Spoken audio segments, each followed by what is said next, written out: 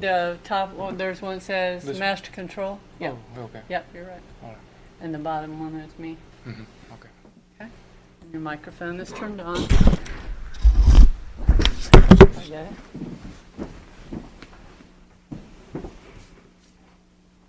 We let you in, passes on back, right? We can get the other side on the line. There we go.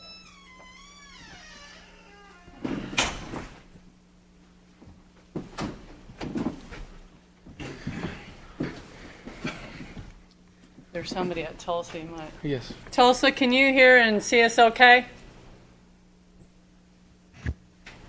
Yes, I can. Very good. Thank you. Thank you very much. You bet. You know how to operate the microphone, right? You bet. Out of here. Just have a good one. Just before you're ready to get started, if you want to call the control room and let them know, that way they'll know to go ahead and start your record. And then when you get done, you can call them.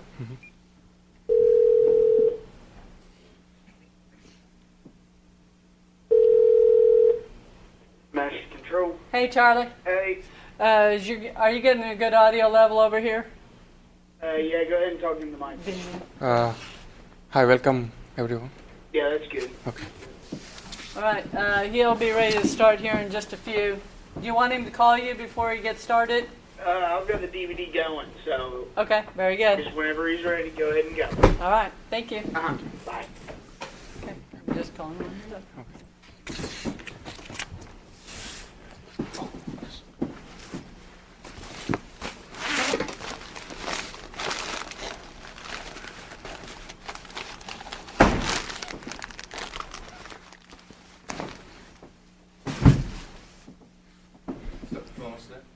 Yes, sir. Huh?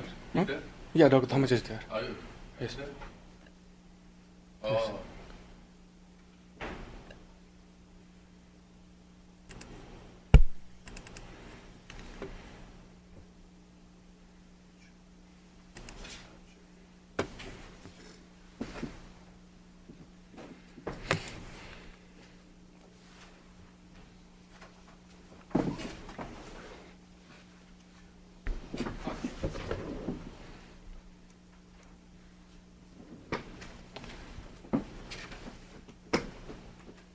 Hello, Dr. Sarangan. And my topic is on secure and reliable deep space networks. And introductory, recently satellite technology has emerged tremendously since Arthur Clarke first invented it. Just a quick question. So, Yes, sir. you want to talk about all these slides? Initially, the first slides are just an introduction to satellite systems, and then I have my main part. Do you want me to skip some? Or? You have to share my Yeah. microphone. I suggest you. Okay, the presentation, Yes, sir. 15 minutes. Then we'll do the oral exam. Okay, sir. Yeah. Oh, okay. Then satellite systems have an advantage of global coverage and have a very good broadcast capability over terrestrial networks. And there are two important elements of satellite networks. Those are satellite and the Earth stations, and generally data packets are transmitted from the Earth stations to satellite and vice versa. And satellite networks are composed of mobile satellites, fixed ground stations, and communication links, and generally have the characteristics of long propagation delays and limited energy and some such other constraints. Satellite networks have very good advantage of terrestrial networks because they can have a coverage, geographical coverage, which is hard for even to have in case of a terrestrial network. So the main motivation behind this is that space-based networks are fast becoming a reality, and there's very little work that has been suggested on secure mode of communication, and this includes unauthorized access, which can impact operations and can also lead to the abortion of a mission. And the network protocols that have been developed for ad hoc networks are not suitable for interspace deep space networks, as node mobility cannot be predetermined and links do not have long propagation delays. So we are looking at a solution that can take advantage of this two factors and provide us with a better communication channel. And the main objective is to develop an algorithm that increases reliability in terms of minimum energy consumption while minimizing overheads. And it can be stated such that as long as two nodes that are within a communication range, they should be able to share a key such that the total energy consumed in the path is minimum. And this is realized by assigning cost to every node and every link in the path, and then optimally selecting a path which has the lowest cost. We use location-based authentication in our approach. One obvious advantage is that it guarantees that as long as two nodes are within a transmission range R, they will be able to share a key. And not only that, this also takes advantage of the location information that is known because the mobile satellites rotate in a predetermined orbital kinematics. And this is a much secure design which takes advantage of location-based information.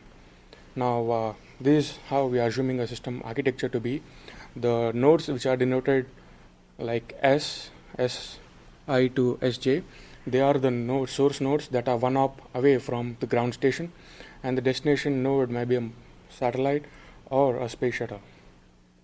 And as I mentioned, node compromise is a serious threat because due to the advance in space technology, there are a lot of spacecrafts and a lot of things going around, and we want to protect that.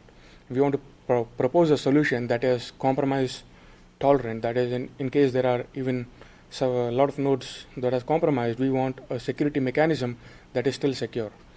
And we define the security model, and we assume let P and Q be two large primes, and E over Fp, it indicates an elliptical curve, y square is equal to x cube plus ax plus b, and we denote G1, which is a Q order subgroup of additive group of points by E over Fp, and G2 is a Q order subgroup of multiplicative group of finite field F over P square.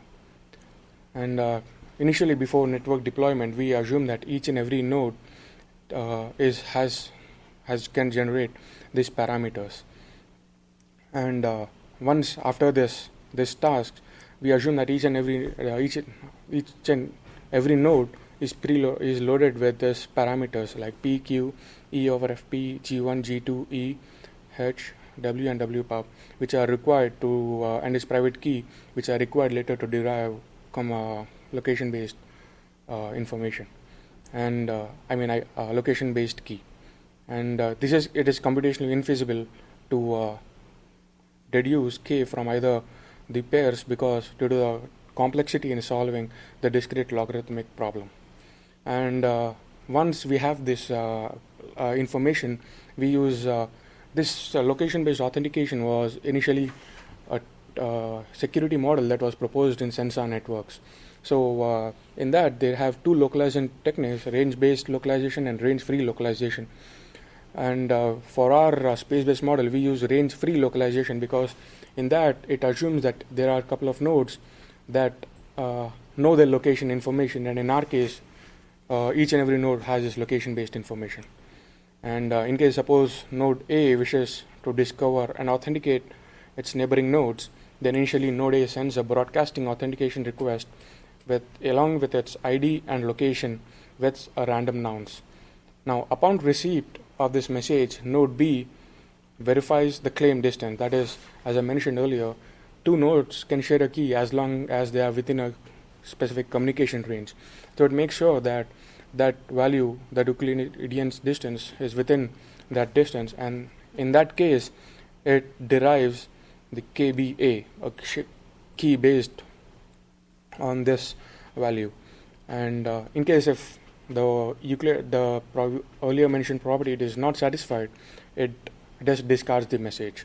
Now, once it computes its KBA, it then sends a message to node A, including its ID, a random nonce NB, and MIC that's computed as follows.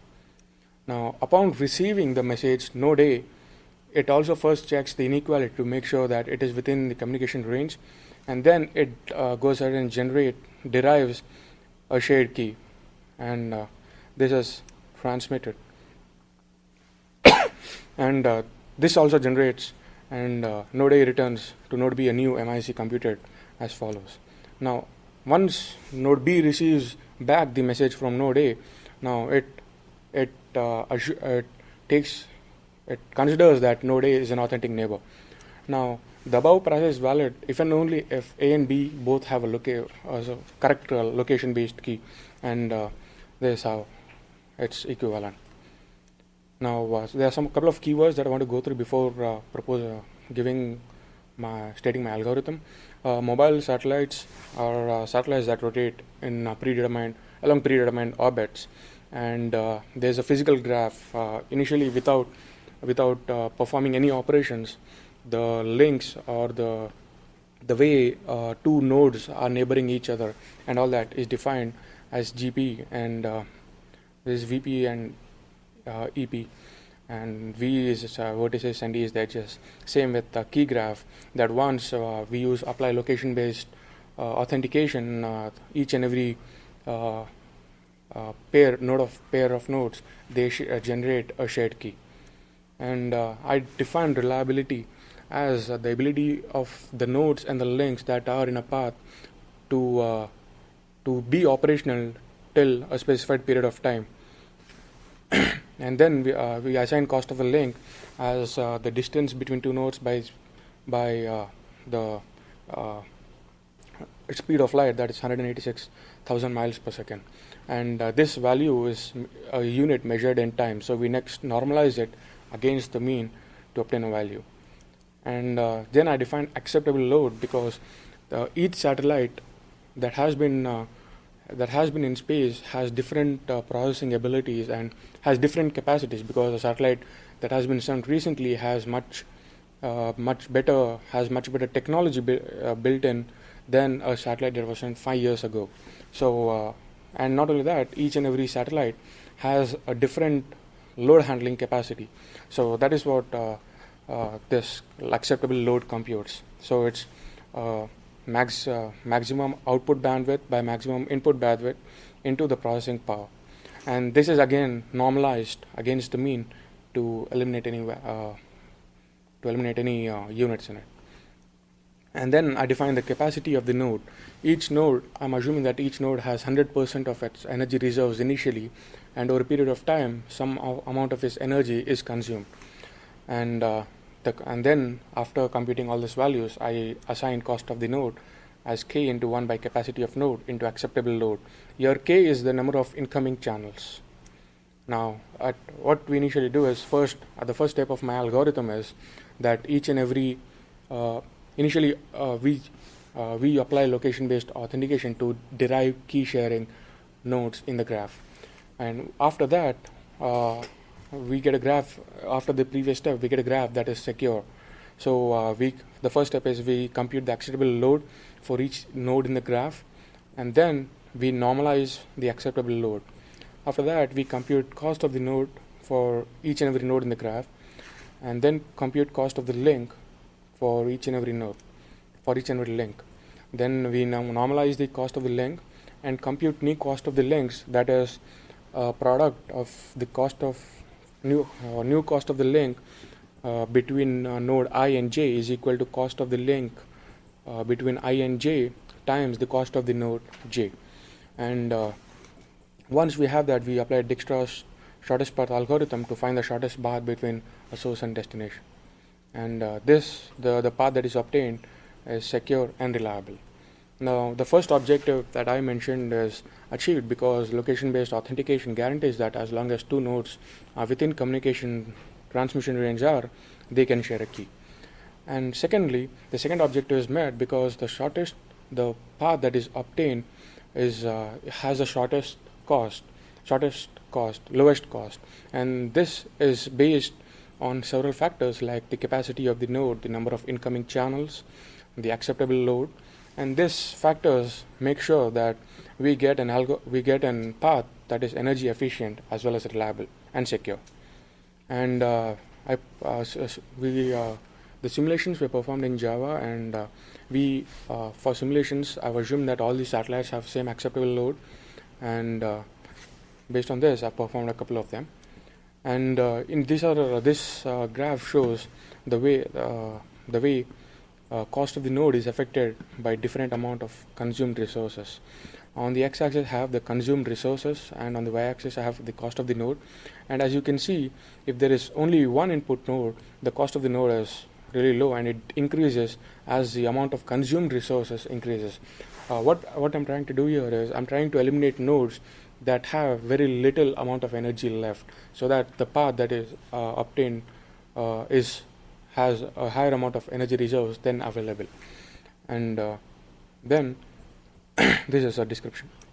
And then this is a graph that shows the effect of cost of the link on reliability. It's a pretty straightforward graph wherein I have a distance on x-axis and normalized value on the y-axis. And the cost of the link, it increases, as you see.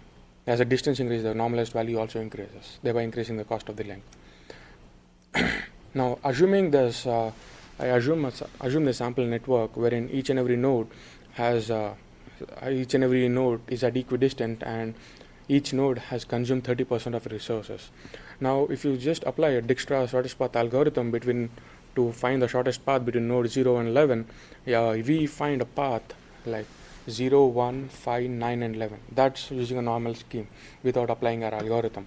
But once you apply our algorithm, the shortest path is 0, 3, 6, 9, and 11, and it eliminates this node 5 because it has a higher number of input links, and that might be a bottleneck in the path. And for the simulation model, what I've assumed that each satellite has used 30% of its energy reserve, and I've generated 10 different topologies for network sizes of 10, 20, and 30 nodes, and have taken their average. And the input to the algorithm is a random graph that is generated using a random number between that defines the links between source and destination. And this is different from wireless ad hoc network, because in case of a wireless ad hoc network, there is no specific source and destination. In case of space-based, we are assuming that there is a specific source and destination nodes. And moreover, the energy available at each node is much higher in a satellite when compared to a small node in a wireless unit. And what I've assumed is that 25% of the network constitutes the source and destination nodes. So, for instance, for a network size of say 10 nodes, we have 2 source and 2 destination nodes, total of 4. Similarly, for 20 nodes, we have 4 sources and 4 destinations. And this is the first simulation wherein I compare the delay in the path, and this is basically the cost of the link before normalizing it. And as you see, the delay in the path using the proposed work has a higher delay when compared to a normal approach. And this is a trade-off that we are willing, because as later you can see that the energy reserves available in the path is much higher. And in case of, I define average path length as the number of hops from the source to destination. In case if there's a path from 0, 4, 5, 9, the path length is 3. So the average path length in the proposed approach is more, because we are trying to eliminate nodes that have lower energy and has low number of input links. And then I select the average number of input links in the graph, and that is the ratio of total number of links in the path and total number of nodes in the path. When I say total number of links, it means the links that are active and not. For instance, there might be different input channels to in a path, and they may be active or inactive. So as I see, the proposed approach, the normal approach has an higher values in case of average links in the path when compared to the proposed approach. And comparison of energy, I assume that once the network is set up, 10% of the energy is consumed for packet transmissions, and I then compute the total energy in the path, which is the sum of energy at each and every node in the path. And so as you see, the total energy in the path initially for a smaller number of nodes it's almost the same, but as the network size increases, the total energy left in the path is higher when compared to the normal scheme. And as I said, the location-based authentication, it enables a deterministic, secure, and efficient establishment of shared key between two network nodes, as long as they may be immediate neighbors or multi-hops away. And the cost metrics are assigned in such a way such that it helps us to determine a path that has higher reliability when compared to other possible paths. And the proposed algorithm is simple to implement because most of the computations that take place in location-based authentication has been developed primarily with considering sensor network in mind. So a satellite has much higher capacities in terms of processing power and energy compared to a sensor node. So it's much simple, secure, and energy efficient. And as the topology of satellite changes on a regular time, and this does not require any much overheads, and the computations are much simple, it is a secure and a reliable mode of communication in deep space. And in as a future work, I would this algorithm can be further improved by integrating with the scheme proposed in routing in deep space networks with lossy links, and which helps in increasing the reliability by reducing loss of packets. And this can be further improved to minimize the end-to-end delay in the path.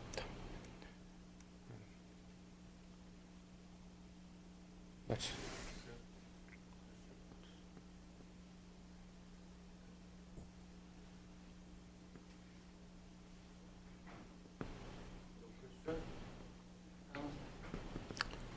Question? Dr. Thomas. Nothing from here.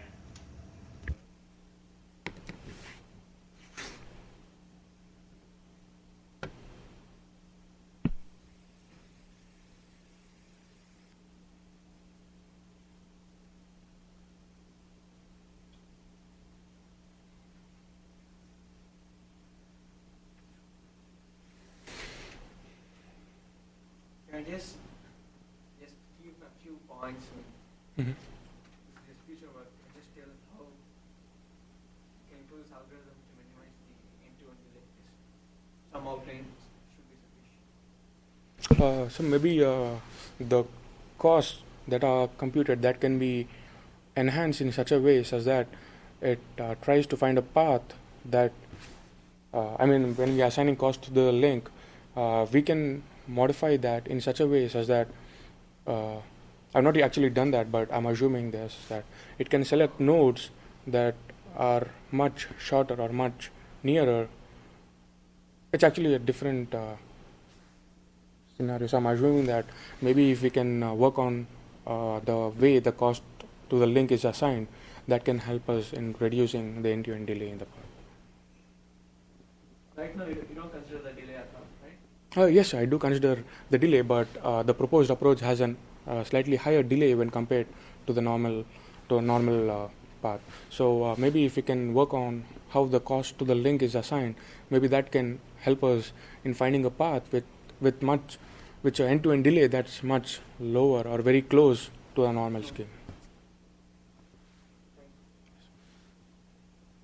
Okay. Oral exam. Okay.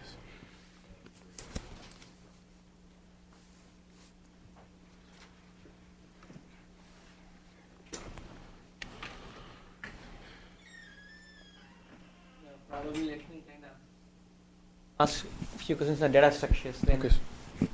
Thomas and Dr. Park can take over. So maybe if we can switch over to the other one. Oh, yes. Is it this much, sir? Or? Okay, go to. Let me come there. Okay.